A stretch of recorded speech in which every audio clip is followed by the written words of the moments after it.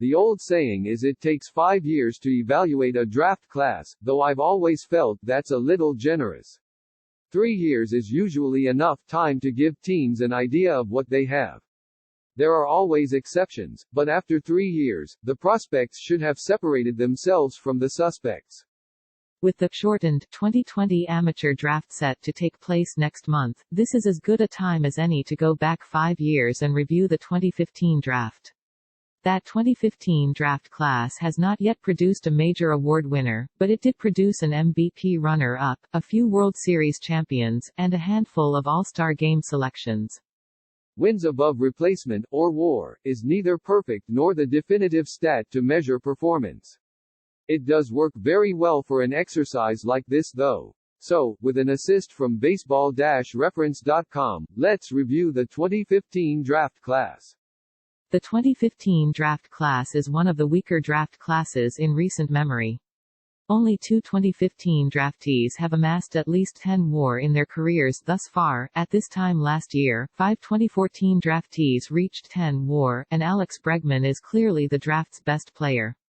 He has more career WAR than any other 2 2015 draftees combined, and the gap between number 1 and number 2 on the draft's WAR leaderboard is the same as the gap between number 2 and number 18.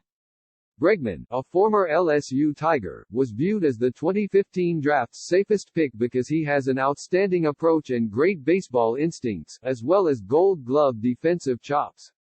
With an assist to the juiced ball, Bregman has become a 40-homer guy, and he has considerably more walks, 215, than strikeouts, 168, the last 2 years. Of course, he's also an admitted cheater, and it's unclear how the sign stealing affected his numbers. Either way, Bregman has been the most productive player in the 2015 draft by far. The Astros, it should be noted, selected Bregman with the pick they received as compensation for failing to sign number 1 pick Brady Aiken in 2014. The club found something they didn't like in Aiken's elbow during his pre-signing physical, and the deal fell apart. Teams that fail to sign a high draft pick receive a compensation pick 1 slot later the following year. The Aiken compensation pick turned into Bregman. Believe it or not, there was some thought whichever team drafted Paul DeJong would send him out as a catcher. He did not have a defined position at Illinois State, and the tools suggested he could handle catching. Instead, the Cardinals worked with him at shortstop, and DeJong has turned himself into a legitimately excellent defender there. He's always had power. Only Bregman, 99, has more career homers among 2015 draftees than DeJong, 74, and Bregman has a big advantage in plate appearances, 2,238 versus 1,597, and is now a quality two-way player at a key up-the-middle position. Heck of a find for the Cardinals in the 4th round. In draft parlance, a pop-up guy is a player who has an enormous draft season and plays his way into the first round after going into the spring almost as an afterthought. Andrew Benintendi slugged .333 as a freshman at Arkansas in 2014, and he was so far off the radar that some teams didn't even realize he was draft eligible as a sophomore in 2015. A monster sophomore season changed that and turned him into a pop-up guy. Benintendi hit .374, .488, .717 with the Razorbacks in 2015 and won the Golden Spikes Award as the best amateur player in the country. He's been good more than great with the Red Sox in his big league career thus far, though he's still only 25. Benintendi has been good to date, and he has a bright future ahead of him. David Fletcher, ranking 4th in WAR among 2015 draftees, tells you all you need to know about the quality of the 2015 draft class. It is pretty weak. That's not meant as a knock on Fletcher. He's a quality super utility guy for the Angels who would start at a middle infield spot on many teams. Fletcher is a brilliant defender with elite bat-to-ball skills, though there's not much pop in his bat and his offensive ceiling is limited. The player he is right now is what the best-case scenario projected to be when he was coming out of Loyola Marymount. Any improvement is a bonus. 2 Cardinals in the top 5 makes 2015 a pretty good draft for St. Louis. Harrison Bader has been the club's most of the time center fielder the last 2 years, and he's flashed offensive potential while playing fantastic defense. During his college days at Florida, he always hit for average and showed power, but an aggressive approach caused him to slide down draft boards. That approach continues to hold him back now. He'll chase pitchers' pitches rather than wait until he gets something to drive. Batter has been a solid big leaguer to date thanks to his glove. The potential for more exists though. Vanderbilt had 3 players selected in the first round in 2015 and Walker Buehler was the third of the 3. His slight frame and draft year elbow woes caused Buehler to slide to the end of the first round and, sure enough, he had Tommy John surgery almost immediately after the draft. Since getting healthy though, he's been dominant at every level and he's since usurped Clayton Kershaw as the Dodgers' ace. Buehler stands out as the best pitcher of the 2015 draft class and, as long as he stays healthy, he could challenge Bregman for the title of best player in the draft. The upside is enormous. It was a bit of a surprise when the Braves selected Mike Soroka in the first round on draft day 2015. An unconventional delivery and the fact he hails from an unconventional baseball locale, Calgary, created some skeptics, but Atlanta believed in him, and they've been rewarded with a ground ball heavy starter. In the year of the Dinger, Soroka led baseball with 0.72 HR/9, and he did it as a rookie. He battled arm trouble throughout the minors, which slowed his climb up the ladder. Now that he's fully healthy, Soroka should soon establish himself as Atlanta's no-doubt ace. The number 1 pick in the 2015 draft never even played a game for the team that drafted him. The Diamondbacks shipped Dansby Swanson to the Braves in the ill-fated Shelby Miller trade 6 months after the draft. Swanson was not the consensus top prospect in the draft class, that was current Rockies prospect Brendan Rodgers, but he was a great college player at Vanderbilt who has gone on to become a solid big leaguer. Of course, teams are not looking for a solid big leaguer with the number 1 pick in the draft. They want a star and Swanson has not become that. He turned only 26 in February though, so it could still happen.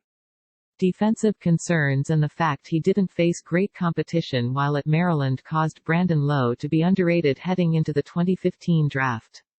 He always showed elite plate discipline and flashed power, 2 traits that were on fully display during his rookie season last year. Lowe has settled in nicely at second base and can also play the outfield, so while he's not a standout defender anywhere, he helps his team defensively with his versatility. The Rays knocked it out of the park with their third-round selection in 2015. Ian Happ did everything he needed to do offensively prior to the draft. He raked at Cincinnati and against elite competition in the Woodbat, Cape Cod League, showing all the skills necessarily to become an impact hitter. Questions about his long-term defensive home weren't enough to keep him out of the top 10 picks. Happ has been up and down with the Cubs, literally too, as he spent a good chunk of last season in Triple-A, but the power is real and he's proven to be versatile. A great 10th man, so to speak. 2 other 2015 draftees, Chris Paddack and Kevin Newman, have accrued at least 2.0 WAR in the big leagues. Paddack, an 8th-round pick of the Marlins who was traded to the Padres as a prospect, was at 2.7 WAR as a rookie last season. He'll soon be alongside Buehler and Soroka as the draft class best pitchers. Newman made his MLB debut in 2018 before settling into a full-time role in 2019. He has 2.2 WAR in his career after being a first-round pick by the Pirates. Only 6 other 2015 draftees are over 1 WAR in their careers. Hicks is a fascinating player development story. He sat in the low 90s at his Houston high school, then began to touch the mid to upper 90s in pro ball as he matured. In short bursts as a reliever, he'll regularly top triple digits. Hicks has hit a bump in the road with Tommy John surgery, but he is the best reliever to come out of the draft class, bar none. First-round picks get all the attention and understandably so, but late-round picks are often the difference between contenders and pretenders.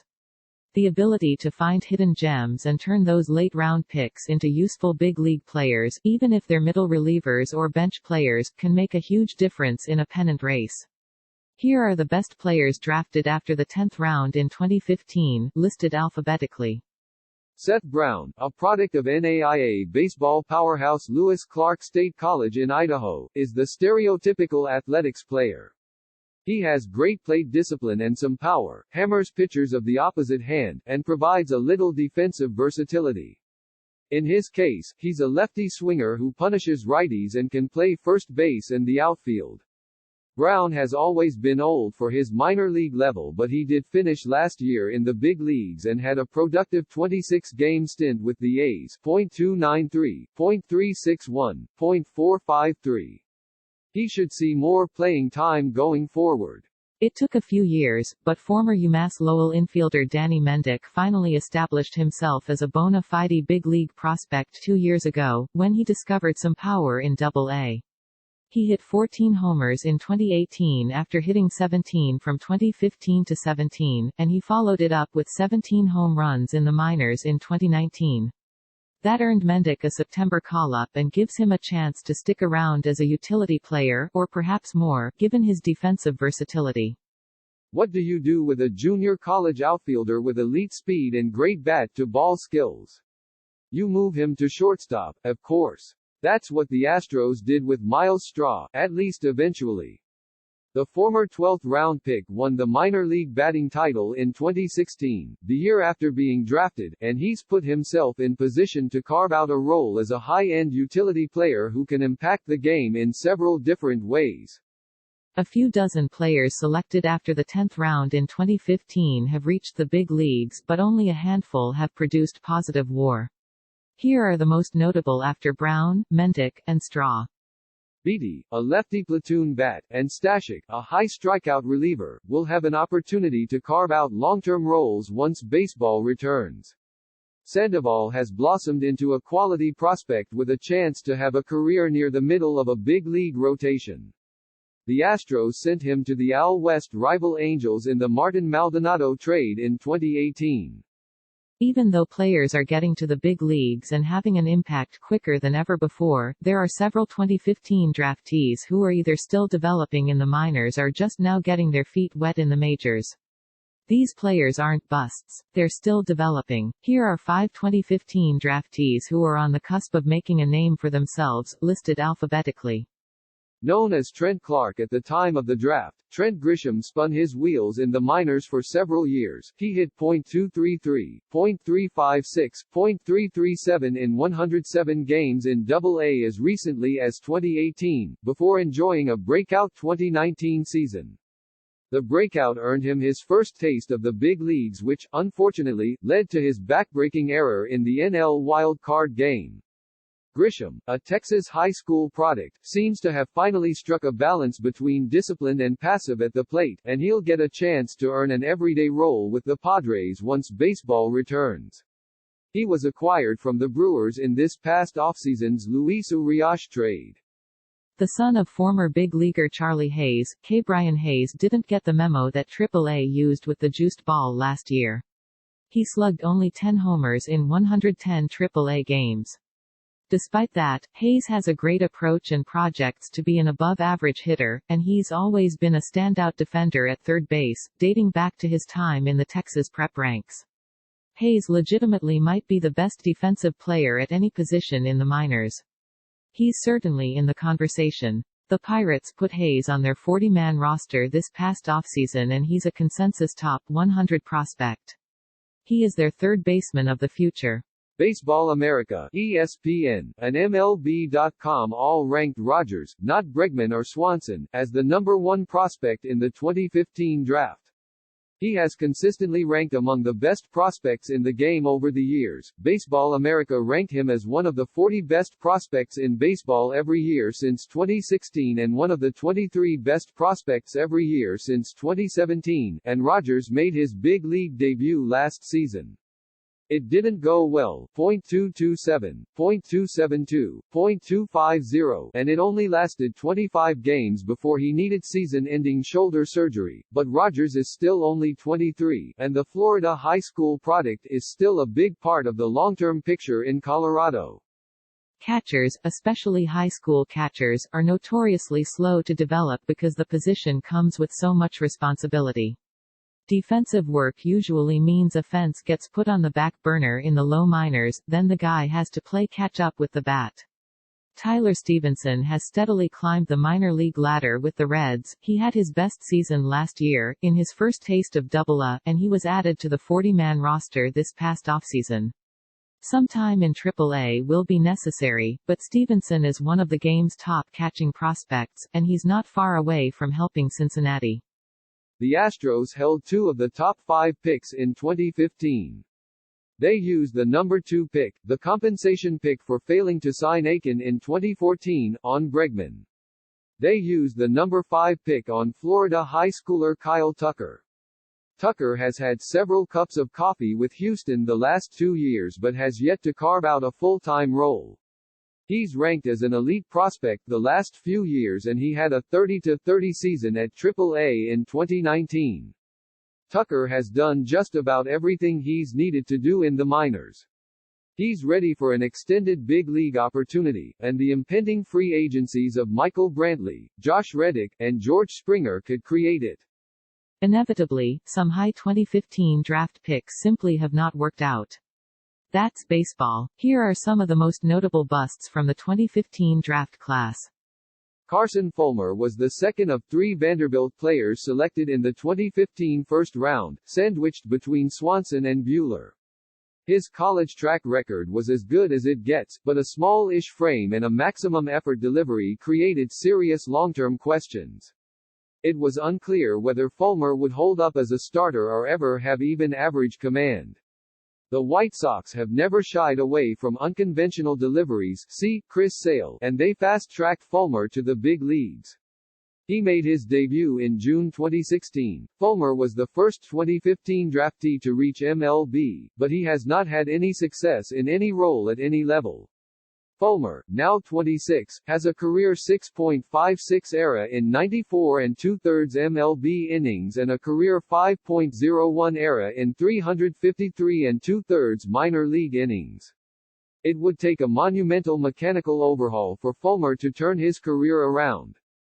Primarily a reliever at Illinois, there was some thought Tyler J. could start because he had a deep arsenal and showed well during extended outings.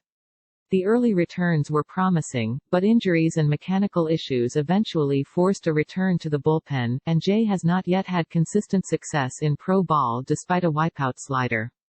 The Twins sent Jay to the Reds in a cash trade last June and he had a 3.86 ERA with 60 strikeouts in 60 2/3 Double-A innings in 2019. He has never pitched above Double-A and no longer appears on any prospect lists. I suppose Jay could still reach the big leagues because he's left-handed and breathing, but the Twins already gave up on him and he won't live up to the hype associated with his draft position. The Rangers made Dylan Tate the first pitcher taken in the 2015 draft, but they didn't hang on to him very long. Texas sent Tate to the Yankees in the Carlos Beltran trade at the 2017 deadline, and the Yankees then sent him to the Orioles in the Zach Britton trade at the 2018 deadline. Tate was always a bit of a project and he simply hasn't missed as any bats as expected in pro ball. The 26-year-old former UC Santa Barbara Gaucho made his MLB debut last season and it did not go well, 15 runs in 21 innings, and he's now a full-time reliever who projects as more of a middle reliever or mop-up guy than a high-leverage option because he lacks an out pitch. Tate may yet carve out a big league career, but it's clear he won't live up to being the number 4 pick in the draft. As always, many players who were drafted in 2015 did not sign professional contracts. They opted to go to college, or return to college, in some cases, and re-enter the draft in future years. And, inevitably, some of the players who did not sign in 2015 went on to become top prospects in future years. Here are the biggest names who did not sign in 2015. Joey Bard was considered a 5th to 7th round talent out of his Georgia high school in 2015 but was seen as basically unsignable. He was strongly committed to Georgia Tech and everyone knew it. The Rays took a shot in the 27th round because hey, why not? Bard went to school, had a decorated career with the Yellow Jackets, and was the number 2 pick in the 2018 draft. He now ranks among the game's best prospect and is the heir apparent to Buster Posey behind the plate for the Giants. Similar to Bart, Nick Madrigal was seen as a 5th to 7th round talent in 2015. His size, Madrigal is listed at 5'7" and 165 pounds to this day, and a strong commitment to Oregon State dropped him into the 17th round, where the Indians rolled the dice. Madrigal was a beast at Oregon State, and those size concerns did not stop the White Sox from making him the number 4 pick in the 2018 draft. He reached Triple-A last year, in his first full pro season, and should be Chicago's starting second baseman before long. A senior year growth spurt at his Florida high school wasn't enough to turn Shane McClanahan into a first-round prospect for the 2015 draft. The various scouting publications had him as more of an 8th to 10th rounder, so he instead followed through on his commitment to South Florida rather than sign with the Mets as a 26th round pick. McClanahan was one of the hardest throwers in the 2018 draft class, and that landed him in the supplemental first round, 31st overall. Now with the Rays, McClanahan is a regular on top 100 prospects lists. The Blue Jays rolled the dice in 2015. There were questions about whether Brady Singer, then a Florida high schooler, would sign, but they took him in the second round anyway. Singer rejected their offers and instead followed through on his commitment to Florida, where he became one of the top pitchers in the country. The Royals made him the 18th overall pick in the 2018 draft, and he now ranks among the best pitching prospects in the game. Toronto received the 57th overall pick in 2016 as compensation for failing to sign Singer, and they used it on outfielder J.B. Woodman, who does not rank among their top prospects. Mike Axisa joined CBS Sports in 2013. He has been a member of the BBWAA since 2015 and has previously written about both fantasy baseball and real-life baseball for MLBTradeRumors.com, Fangraphs.com, RotoAuthority.com. Full bio.